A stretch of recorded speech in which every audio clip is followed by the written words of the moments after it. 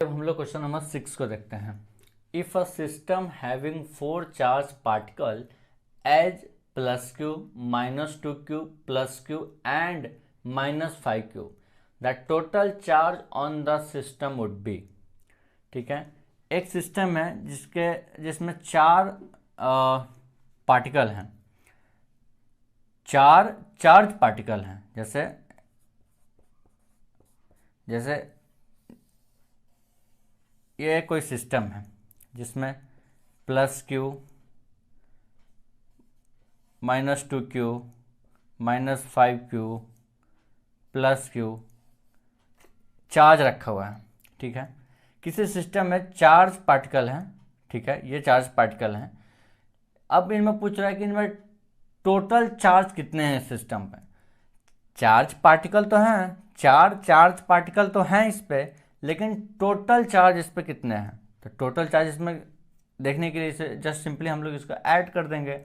Charge एक scalar quantity है, simple addition को फॉलो करता है। जस्ट इसे हम लोग अब जोड़ देंगे, plus Q plus -2q plus -5q plus Q.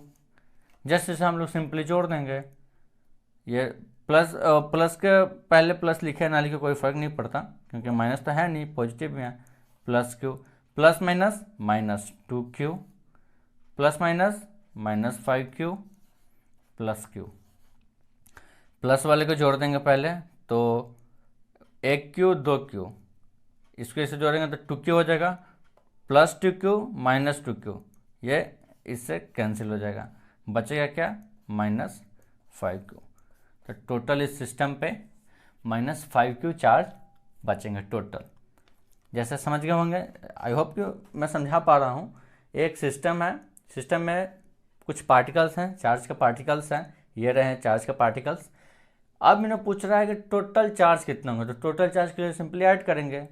मैंने जस्ट ऐड कर दिया, ऐड करने पर -5q आया, हमारा -5q आंसर हो जाएगा। अब क्वेश्चन नंबर 7 को देखते हैं। चलिए अब क्वेश्चन नंबर 7 को देखते हैं। Which of the following can't be the magnitude of the charge on a body. इस जो मैग्नीट्यूड दे रखा है 4 ऑप्शन में, कौन सा चार्ज पॉसिबल नहीं है, कौन सा चार्ज किसी बॉडी पे पॉसिबल नहीं है। Which of the following can't be the magnitude of the charge on a body. ठीक है, तो ये जो सर ने कराया था, कौन सा चार्ज पॉसिबल है कौन सा पॉसिबल नहीं है, Q = NE से जस्ट सिंपली हमें यहाँ पे वही करना है। इसका एक सॉल्यूशन देखते हैं सबका। Q = NA पर रखते हैं, Q = NE। Q दिया हुआ है हम लोग का 3.2 × 10⁻⁻19 कूलम इक्वल टू N निकालना है। N हमारा यहाँ पे क्या होना चाहिए, एक इंटीजर होना चाहिए, फ्रैक्शन में नहीं होना चाहिए। अगर जो फ्रैक्शन में हो जाएगा वो पॉसिबल नहीं है। जो इंटीजर आएंगे सिंपली 1 2 3 5 7 8 ऐसे कुछ आएंगे तो वो पॉसिबल होंगे। हमें यहाँ पे पूछ रहा है कि कौन सा पॉसिबल नहीं होगा, इसका मतलब हमें n यहाँ पे फ्रैक्शन में चाहिए। ठीक है, तो e का वैल्यू लिखेंगे 1.6 × 10⁻⁻19 कूलम। कूलम से कूलम जाएगा, 10⁻⁻19 10⁻⁻19, इससे ये जाएगा 1.6। अगर नीचे लाएंगे 3.2 डिवाइडेड बाई 1.6, क्योंकि मल्टीप्लाई में नीचे आएगा तो डिवाइड में हो जाएगा। डिवाइड करेंगे तो डेसिमल से डेसिमल उड़ जाएंगे, इस डेसिमल से ये डेसिमल उड़ जाएगा। 16 से हम लोग 32 को डिवाइड करेंगे, 16 दूना का 32, ठीक है 2। n = 2 आ गया, मतलब ये इंटीजर है, ये चार्ज पॉसिबल है। तो ये तो होगा नहीं, क्योंकि कैनोट, हमें कौन सा पॉसिबल नहीं है वो पूछा है। सेम इसी तरीके से इसको करेंगे, Q = NE। Q दिया हुआ है 4.8 × 10⁻⁻19 कूलम = N × 1.6 × 10⁻⁻19 कूलम। 10⁻⁻19 से 10⁻⁻19 कूलम से कूलम गया, वो डेसिमल हटाएंगे दोनों का, 16 से डिवाइड करेंगे हम लोग 48 को, यह आ जाएगा 16 48 3। n = 3, ये इंटीजर आ गया, यह पॉसिबल है। अब हम लोग थर्ड ऑप्शन को देखते हैं, Q is equal to n e. Q कितना 6.4 into 10⁻⁻19 coulomb equal to n into 1.6 into 10⁻⁻19 coulomb. Coulomb से कूलम गया, 10⁻⁻19 से 10⁻⁻19 गया, डेसिमल से डेसिमल गया, 16 को 64 से डिवाइड करेंगे 4 आ जाएगा, n इज इक्वल टू 4 आ गया। ये भी पॉसिबल है। यही एक ऑप्शन है जो पॉसिबल नहीं है। क्यों नहीं है, चलिए इसे भी करके देखते हैं। Q is equal to n e. Q दिया हुआ है 6 into 10⁻⁻19 coulomb is equal to n into 1.6 into 10⁻⁻19 coulomb. Coulomb से तो कूलम चला गया, 10⁻⁻19 से 10⁻⁻19 में गया, लेकिन 16 को अगर हम लोग नीचे लेकर आएंगे तो क्या हम 16 से 6 को कभी डिवाइड कर पाएंगे, जो कि एक इंटीजर है? नहीं आ पाएगा। वो डेसिमल में ही आएगा, वो फ्रैक्शन में ही पॉसिबल हो सकता है। इसीलिए n हमें कभी भी इंटीजर तो नहीं मिलेगा, ये फ्रैक्शन में ही आएगा। कितना आएगा वो आप कैलकुलेशन कर सकते हैं, ठीक है, लेकिन ये तो फ्रैक्शन में ही आएगा। इसका मतलब ये पॉसिबल नहीं है। तो हमें यही आंसर में हम लोग का यही आंसर होगा, क्योंकि कैन नॉट पूछ रखा है, ठीक है। मैंने एक एक करके जस्ट दिखाया है आपको, ताकि किसी भी ऑप्शन में कन्फ्यूजन ना हो, ठीक है। अब हम लोग देखते हैं क्वेश्चन नंबर 8। अब हम लोग क्वेश्चन नंबर 8 को देखते हैं। If a body contain x number of electrons and y number of protons, then the magnitude of charge on the body will be. एक बॉडी है जिसपे x नंबर ऑफ इलेक्ट्रॉन है and y number of protons हैं, तो उस body पे charge कितना होगा, ठीक है। एक इलेक्ट्रॉन का चार्ज हमें मालूम है, एक प्रोटॉन का चार्ज हमें मालूम है, टोटल दिया हुआ कितना इलेक्ट्रॉन है कितना प्रोटॉन है, ठीक है। सॉल्यूशन देखते हैं। इलेक्ट्रॉन कितने हैं -xc, प्रोटॉन्स कितने हैं, प्रोटॉन का चार्ज कितना हो जाएंगे y, क्योंकि प्रोटॉन का इलेक्ट्रॉन का चार्ज एक ही होता है, दोनों जगह मैंने e लिख दिया। अब पूछ रहा है कि इनके वजह से उस बॉडी पर चार्ज कितना होगा। सिंपली इसे हम ऐड कर देंगे, ye plus -xc, ye minus xc, e को हम लोग कॉमन ले लेंगे, y माइनस x, e का value 1.6 into 10⁻⁻19 coulomb into y minus x। उस बॉडी पे टोटल इतना चार्ज होगा। ऑप्शन नंबर कौन सा मैच करेगा? Third, option number third. I hope कि समझ में आया होगा, क्योंकि दे रखा है क्वेश्चन में कि एक बॉडी है जिस पे x नंबर ऑफ इलेक्ट्रॉन्स हैं, y नंबर ऑफ प्रोटॉन्स हैं। इन इलेक्ट्रॉन और प्रोटॉन्स के वजह से उस बॉडी पे चार्ज कितना होगा, उसका मैग्नीट्यूड बताइए। तो इलेक्ट्रॉन की वजह से इतना होंगे चार्ज -xc, प्रोटॉन की वजह से इतना होंगे, दोनों को हम लोग जोड़ देंगे। दोनों को जोड़ने के बाद ई को हम लोग यहाँ पे प्रोटॉन की जगह मैंने यहाँ पर p नहीं लिखा। क्यों नहीं लिखा? क्योंकि इलेक्ट्रॉन के बराबर नहीं चार्ज होता उस पर भी, मैंने जस्ट ए लिखा। ई को मैंने कॉमन निकाल लिया, कॉमन निकाल के ई का वैल्यू लिख दिया, y माइनस एक्स को अंदर ही छोड़ दिया। ये हमारा option number third. Question number अब हम लोग 9 को देखते हैं। चलिए अब हम लोग क्वेश्चन नंबर 9 को देखते हैं। Which of the following is true for electric charge, ठीक है। पहला ऑप्शन देखते हैं, इलेक्ट्रिक चार्ज आर एडिटिव। बिल्कुल सही है, इलेक्ट्रिक चार्ज एडिटिव होते हैं क्योंकि चार्ज एक स्केलर क्वांटिटी है, सिंपल अलजेब्रिक एडिशन को फॉलो करते हैं, तो ये एडिटिव होते हैं, बिल्कुल सही है। इलेक्ट्रिक चार्ज आर कंजर्व, ये भी बिल्कुल सही है। इलेक्ट्रिक चार्ज आर क्वांटाइज, ये भी सही है। तो इसका ऑप्शन कौन सा चला जाएगा? All of the above. ये स्टेटमेंट बेस्ड क्वेश्चन है, ये स्टेटमेंट वाले क्वेश्चन है, ये डायरेक्ट आप, क्योंकि ये सारे पॉइंट सबको पता होता है, आप सीधा आंसर तक पहुंच सकते हैं। इसमें कुछ कैलकुलेशन बताने जैसा है नहीं, ये सब आप समझे हुए हैं क्लास में, ठीक है। तो ये सिंपल क्वेश्चन है कि क्वेश्चन नंबर 9 हुआ। अब हम लोग क्वेश्चन नंबर 10 को देखते हैं। अब हम लोग क्वेश्चन नंबर 10 को देखते हैं। When a body is positively charge, consider the following statement. जब कोई बॉडी पॉजिटिवली चार्ज होता है तब उनमें क्या क्या होता है? कंसीडर द फॉलोइंग स्टेटमेंट, ठीक है। इट्स एटॉमिक नंबर इंक्रीजेस, गलत। इट्स मास इंक्रीजेस, गलत। इट्स मास डिक्रीजेस, बिल्कुल।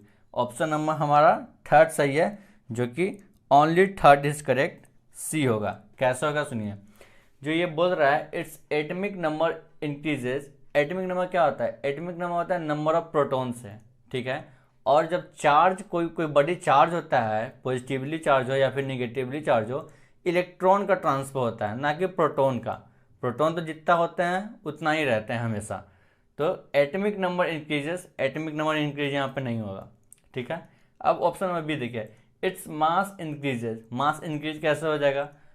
पॉजिटिवली चार्ज है, इसका मतलब इलेक्ट्रॉन का डिफिशियंसी है, इलेक्ट्रॉन इस बॉडी में से निकला है, ठीक है। अगर कोई ऑब्जेक्ट है, ठीक है, इसमें जस्ट सपोज कीजिए ये न्यूट्रल है, ठीक है, ये कोई बॉडी है, ये न्यूट्रल है, जितने पॉजिटिव है उतने निगेटिव है, जितने पॉजिटिव है उतने निगेटिव है, ठीक है।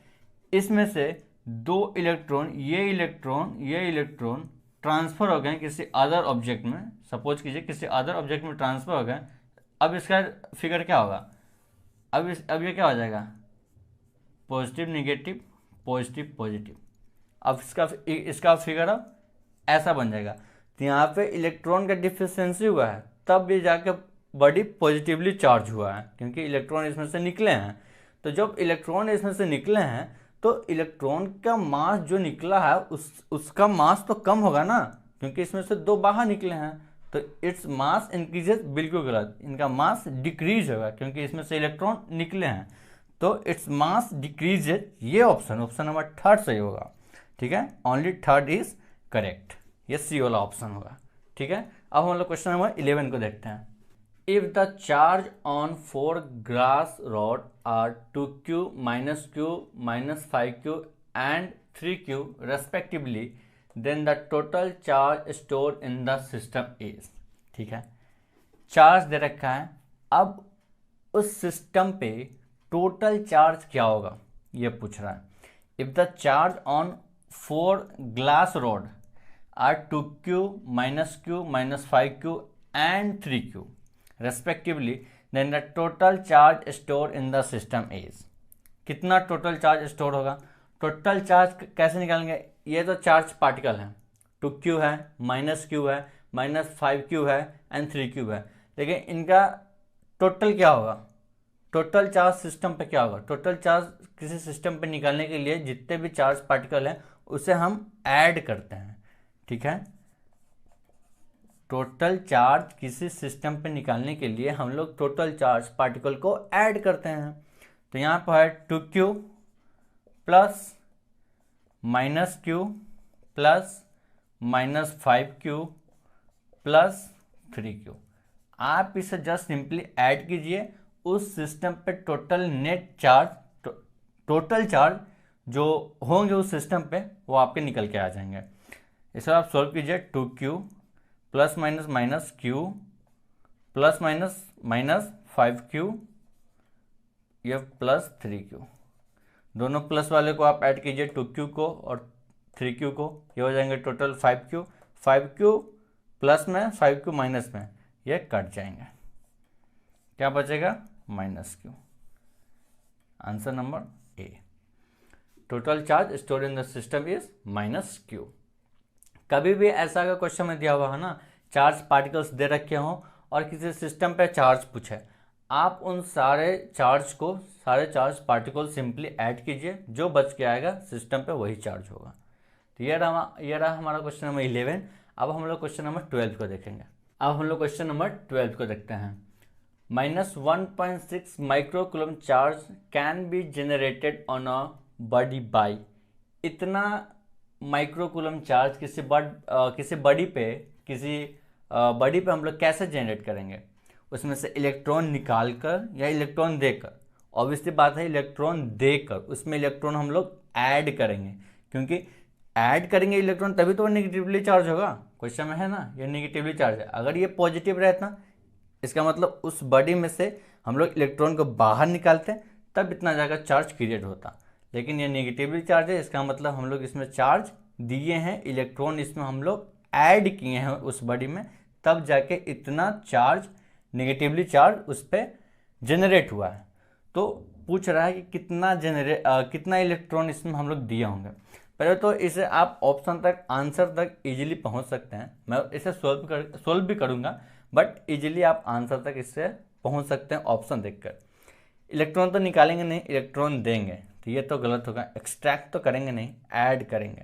अब ये देखिए, एक्सट्रैक्टिंग 10⁻13 प्रोटॉन्स, प्रोटॉन वाले ऑप्शन तो पहले ही कट कर दें, क्योंकि प्रोटॉन का ट्रांसफर नहीं होता। ना तो हम लोग प्रोटॉन किसी बॉडी को दे सकते हैं, ना किसी बॉडी में से प्रोटॉन निकाल सकते हैं। सिर्फ हम लोग इलेक्ट्रॉन को ही ट्रांसफर कर सकते हैं। तो प्रोटॉन वाले ऑप्शन जितने हैं, 2 ऑप्शन हैं, दोनों को कट कर देंगे। और एक्सट्रैक्ट तो इलेक्ट्रॉन होगा नहीं, क्योंकि अगर एक्सट्रैक्ट करेंगे तो पॉजिटिवली चार्ज हो जाएगा, हमें इसे नेगेटिवली चार्ज करना है, तो इलेक्ट्रॉन देना होगा। तो adding 10⁻13 electron, option number B हमारा करेक्ट होगा। अब इसे हम सोल्व करते हैं। आंसर तक तो पहुंच गए इजीली, बट इसे हम लोग सोल्व भी करेंगे। सॉल्यूशन देखिए, Q = Ne, चार्ज कितना है दे रखा है 1.6 माइक्रोकूलम। माइक्रो को हम लोग क्या लिखते हैं, 10⁻⁻6 लिखते हैं। तो ऊपर आप लोग को शायद दिख नहीं रहा होगा, और यहाँ पे दिखता है। माइक्रो को हम लोग 10⁻⁻6 लिखते हैं, ठीक है। तो 1.6 × 10⁻⁻6 कूलम = N, 1.6 × 10⁻⁻19 कूलम। कूलम से कूलम गया, ठीक है। 1.6 से 1.6 गया, 10⁻6, ये 10⁻⁻19 नीचे आएगा, N, इसको हम लोग ऊपर लेके चल जाएंगे। 10⁻⁻6 × 10⁻⁻19 = N, ठीक है। अब इसे बेस सेम है, पावर को हम लोग ऐड करेंगे 10⁻13, इतना 10⁻13 नंबर ऑफ इलेक्ट्रॉन हमें ऐड करने होंगे उस बॉडी पे, तब जाके इतना नेगेटिवली चार्ज उस बॉडी पे ऑक्यूपाई होगा, जनरेट होगा। ये था क्वेश्चन नंबर 12। अब हम लोग लास्ट क्वेश्चन देखेंगे, क्वेश्चन नंबर 13। देखेंगे क्वेश्चन नंबर 13 को। Which of the following should be the perfect shape of a conductor that can hold a charge for a long time. कौन सा ऐसा परफेक्ट शेप होगा जो चार्ज को लंबे समय तक होल्ड करके रख सकता है। आप लोग को एक बात अगर याद होगी, जो सर ने क्लास में बताया था कि चार्ज को शार्प पॉइंट पसंद है। सर ने इस तरीके का कुछ डायग्राम बनाया था, और बताया था कि चार्ज को शार्प पॉइंट बहुत पसंद है। तो आप यहाँ पर देखिए, एक ऑप्शन है कॉनिकल, कोन जैसा पॉइंटेड रहेगा कुछ इस तरीके का, इस पे चार्ज ज़्यादा एक्यूमुलेट होगा। तो जितना जल्दी चार्ज शार्प पॉइंट पे एक्यूमुलेट होता है, उतना ही जल्दी चार्ज शार्प पॉइंट से बाहर भी चला जाता है। जितना जल्दी एक्यूमुलेट होता है, उतना जल्दी इससे बाहर भी चला जाता है। तो ये तो अच्छा शेप नहीं हुआ ना कि लंबे समय तक किसी चार्ज को होल्ड करके रखेगा, क्योंकि इसका पॉइंट शार्प है, कॉनिकल है। तो जितना जल्दी इस पर चार्ज आएगा, उतना ही जल्दी इससे लूज भी हो जाएगा। तो ये तो अच्छा शेप नहीं हुआ। शार्प एज, इसमें भी शार्प एज की बात हो रही है, ये भी ऑप्शन नहीं होगा। अब देखिए क्यूबिकल, जो क्यूब होता है वो ठीक है, इन सब से तो सही है, लेकिन ये इसमें भी कोन होता है, इनमें जो पॉइंट्स होते हैं, इनमें जो कॉर्नर होते हैं, वो भी कॉनिकल है। लेकिन इनमें से जो बेस्ट आंसर जाएगा वो स्फेरिकल। ये स्फेरिकल है, इस पर चार्ज होगा ना, कोई भी पॉजिटिव हो या नेगेटिव हो, वो यूनिफॉर्मली डिस्ट्रीब्यूटेड होगा। इस पर चार्ज, इसमें से चार्ज लूज बहुत जल्दी नहीं होगा, क्योंकि इस पर चार्ज होगा वो हर जगह यूनिफॉर्मली डिस्ट्रीब्यूटेड होगा। तो स्फेरिकल जो हमारा शेप हुआ वो सबसे बेस्ट है किसी चार्ज को लंबे समय तक होल्ड करने के लिए।